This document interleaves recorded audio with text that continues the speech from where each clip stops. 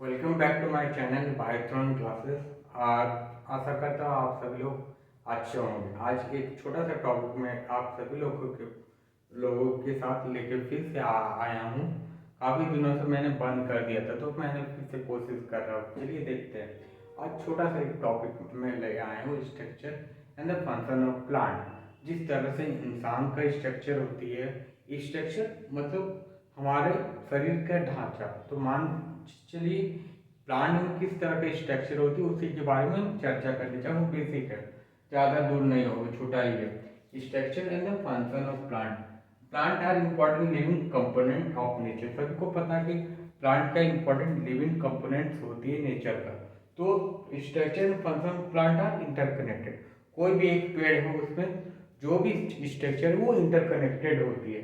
तो सबसे पहले क्या होता है, जो नीचे की जो पार्ट होती है इसको हम रूट बोलते हैं, ठीक है। उसके बाद वाले पार्ट्स को स्टेम कहते हैं। इस पार्ट्स को लीव्स कहा जाता है और लीव्स के अलावा फ्लावर होती है। तो रूट हमेशा अंडरग्राउंड होती है, अंडरग्राउंड। तो इसके माध्यम से क्या होता है, भोजन ऊपर तक जाती है, दैट इज जाइलम। जाइलम के माध्यम से ऊपर तक पहुंचती है। और फोलियम क्या होता है, यहाँ से लीफ में फोटोसिंथेसिस के माध्यम से, फोटोसिंथेसिस के माध्यम से CO2 और वाटर सिंथेसिस होती है और इस पार्ट को ट्रांसपिरेशन होता है। यहाँ पर ट्रांसपिरेशन फ्लावर है और इसको सनलाइट की आवश्यकता पड़ती है, सनलाइट फॉर फोटोसिंथेसिस। और ये एक लीव्स है, ठीक है। तो जब बात की जाए क्लासिफिकेशन ऑफ प्लांट्स की, तो रूट्स में क्या होता है, उसके अलावा कि रूट्स नोड्यूल्स होती है। यहाँ पे छोटा छोटा रूट्स नोड्यूल्स और जो स्टेम्स होती है, ये जो पार्ट्स को इसको हम लोग कहते हैं इंटरनोड्स। इंटरनोड्स जो जो पत्ते के जो बीच का जो पार्ट होते हैं उसको इंटरनोड्स कहा जाता है। और इसके अलावा भी फोटोसिंथेसिस के माध्यम से प्लांट हमेशा अपना भोजन को करती है।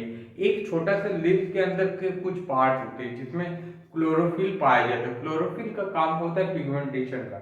उसके अलावा भी एक और काम है स्टोमेटा। स्टोमेटा से क्या होता है, ओपनिंग एंड क्लोजिंग होती है और इसके माध्यम से ट्रांसपिरेशन होती है। ट्रांसपिरेशन शब्द का मतलब है कि द वेपराइज ऑफ, जो भी पानी है ज्यादा बच जाती है उसका इवोपरेट होना, that is known as transpiration. तो बात करते हैं क्लासिफिकेशन का। क्लासिफिकेशन में प्लांट की बात की जाए तो तीन प्रकार के होते हैं। सबसे छोटा होता है जिसको हर्ब कहते हैं, एकदम छोटे, जिसमें हम लोग धनिया के पत्ता इज बेस्ट एग्जांपल। उसके थोड़ा सा बड़ा होता है सर्फ, एकदम छोटा।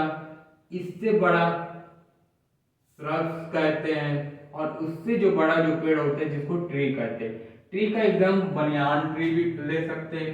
इसके अलावा भी और दो पार्ट में बांटा है, एक को क्रेपर कहते हैं और एक क्लाइंबर। क्रेपर होते हैं जिनको सपोर्ट पड़ती है, क्लाइंबर को भी सपोर्ट देने की जिन्हें की आवश्यकता पड़ती है। तो इसके भाग कल मैं बताऊंगा अर्थ के श्रब और ट्री का जो भी कैरेक्टर्स फीचर्स क्या है, और इसके प्रकार कल मैं अपने सेकंड टॉप लेक्चर में बताऊंगा। तो मेरे कंटेंट अगर अच्छे लगे तो सब्सक्राइब जरूर कीजिएगा। Thanks for watching my channel. Thanks for watching.